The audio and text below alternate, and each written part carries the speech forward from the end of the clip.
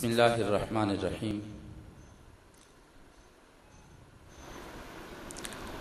تربیتی کورس کے آج 5ویں دن پہلی نشست میں ہم حاضر ہیں اور تلاوت و نعت کے بعد آج کا پہلا لیکچر انتہائی اہمیت کا حامل ہے اور دیابنا کی ان کفری عبارات میں سے ایک عبارت پر مبنی ہے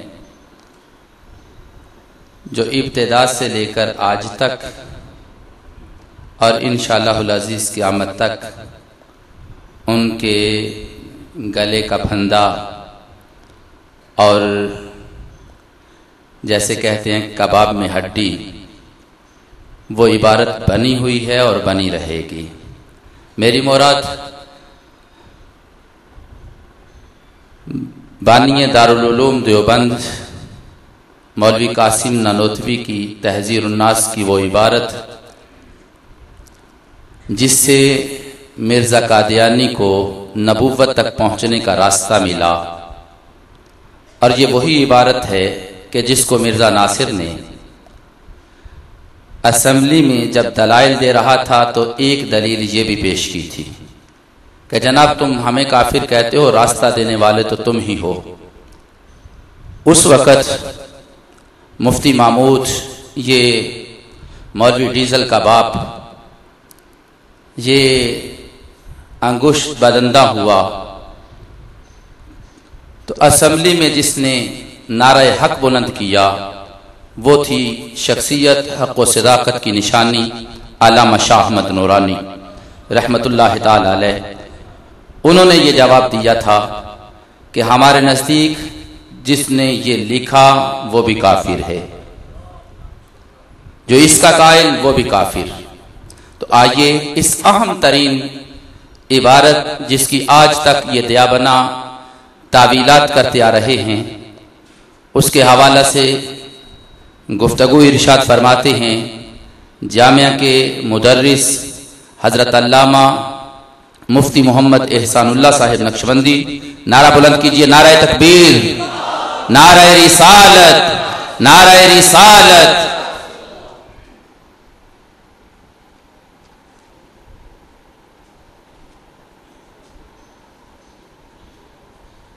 بسم اللہ الرحمن الرحیم۔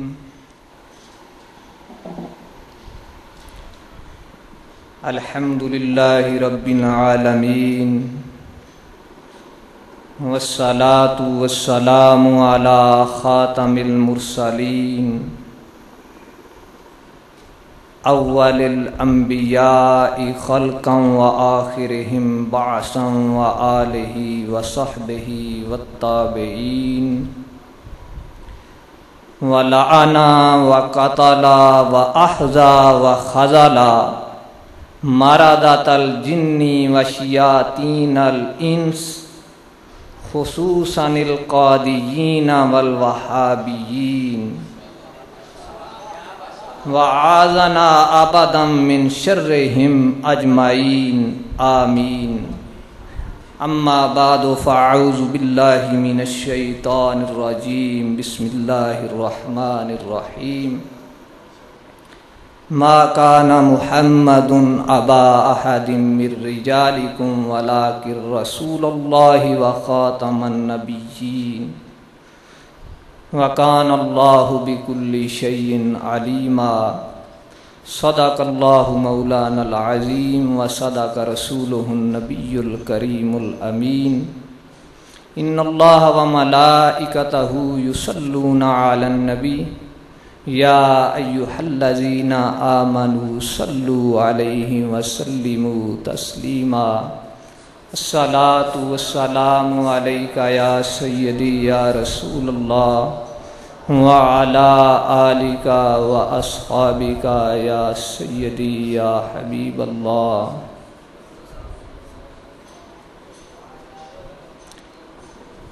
اللہ جل جلالہ کی حمد و ثنا اور سرکار دو عالم صلی اللہ تعالیٰ علیہ وسلم کی بارگاہ اقدس کے اندر عاجزانہ مؤدبانہ ہدیہ صلاۃ و سلام عرض کرنے کے بعد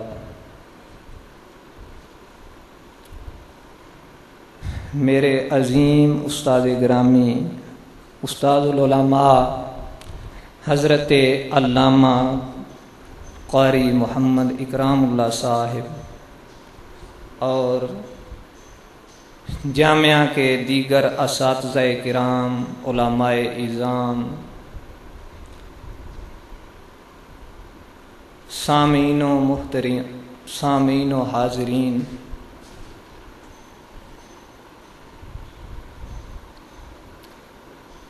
پچھلی نشست میں اس آیا مقدسہ پر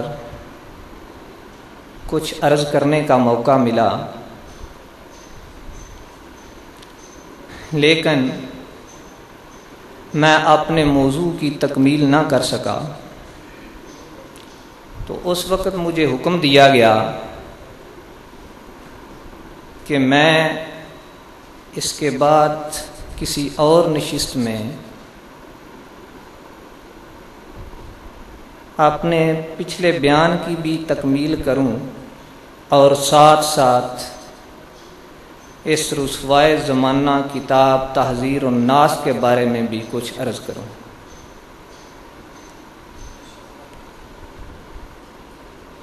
اس لیے میں وہیں سے شروع ہوتا ہوں جہاں سے میں نے چھوڑا تھا۔ کیوں کہ بہت سی باتیں ایسی ہیں کہ جن کا بطور تمہید اس کتاب پر کچھ گفتگو کرنے سے پہلے سمجھنا ضروری ہے۔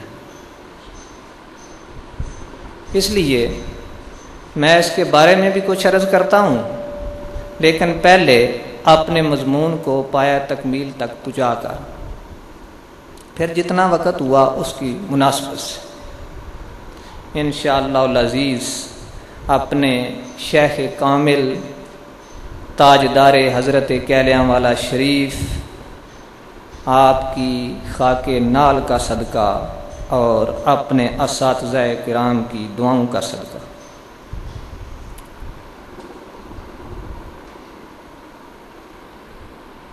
جو کچھ میں نے پہلے عرض کیا تھا اس کا خلاصہ یہ تھا کہ ختم نبوت کے متعلق ہمارا عقیدہ کیا ہے،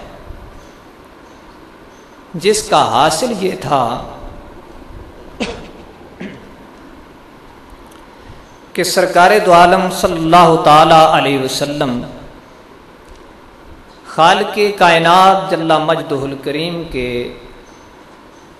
آخری نبی ہیں۔ آپ کے بعد کوئی اور نیا نبی نہیں آئے گا، نہ ہی کسی کے آنے کا امکان ہو سکتا ہے۔ آپ کے بعد کسی اور نبی کا آنا ممتنع، محال، بالکل قطعاً ناممکن ہے۔